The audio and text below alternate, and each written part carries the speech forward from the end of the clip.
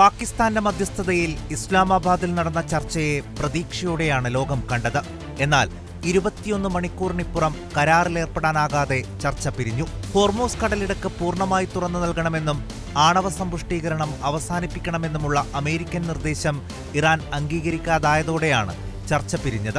നിയന്ത്രണങ്ങളോടെ മാത്രമേ ഹോർമൂസ് തുറക്കൂ എന്ന നിലപാടിൽ ഇറാൻ ഉറച്ചുനിന്നു. ഇറാനെ കുറ്റപ്പെടുത്തിയായിരുന്നു അമേരിക്കൻ സംഘത്തിന് നേതൃത്വം കൊടുത്ത വൈസ് പ്രസിഡന്റ് JD വാൻസിന്റെ പ്രതികരണം. We have not reached an agreement, and I think that's bad news for Iran much more than it's bad news for the United States of America. So we go back to the United States having not come to an agreement, and we've made that as clear as we possibly could, and they have chosen not to accept our terms.